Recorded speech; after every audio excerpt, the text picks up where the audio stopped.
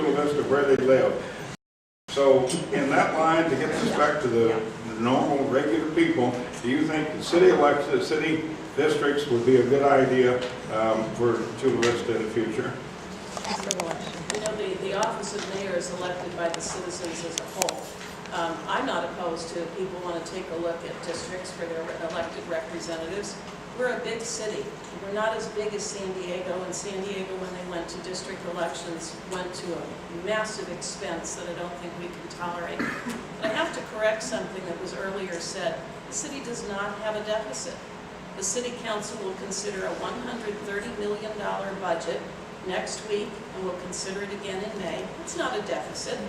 The city council has 6.9% monies in reserves. The bleeding of the reserves stopped 3 years ago. We are building our reserves. Our city council accepted building reserves. When you spend money that you don't have, it means that you're going to have a problem spending it the next time it doesn't come in. Half of our income comes from property tax and sales tax. Foreclosure hits hard.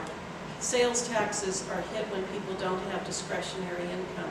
But we're looking at massive opportunity in the city of Chula Vista, and it's going to take all of us pulling together to make that work.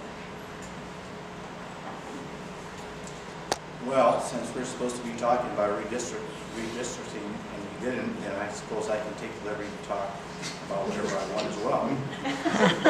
You need to take a look. If what's posted on the city website is inaccurate, then what is that? Misrepresentation.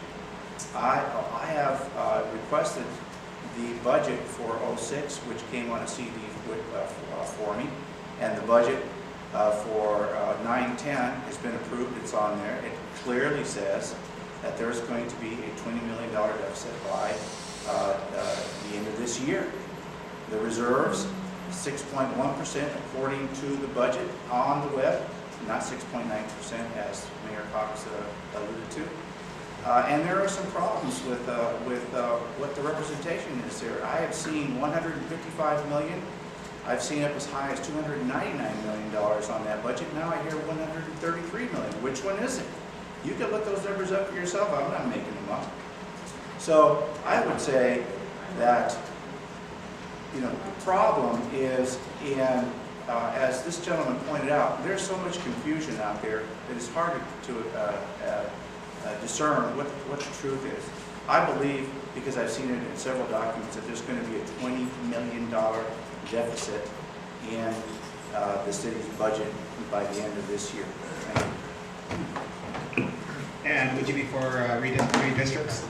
Oh, no. Okay. Can I go next? Yes, go ahead. I think that we do need to look at some area representation in the city. You know, years ago, the city of San Diego didn't have complete district elections. What they had was they had what you call district representation, which meant that the city had, a city like Chula Vista would have 4 geographical areas that would have common numbers of population within each of those 4s. The council member or a candidate would have to live in one of those 4 areas and run in a primary from those 4 areas. And then in the general election, everybody would be elected citywide, so that those individuals would not lose a citywide perspective, because I believe Cheryl is correct. You know, we're not that big quite yet. You know, I have worked very hard, and a few years ago, I worked with some folks on the Charter Review Commission to put on the ballot a couple of measures that reduce the ability of the City Council to appoint City Council members, because what's gone on in Chula Vista over the years is that people have been appointed, and they have run for office, and we don't see the actual ability of the voters to choose their representatives. So now, and that particular measure was approved by over 60% of the voters.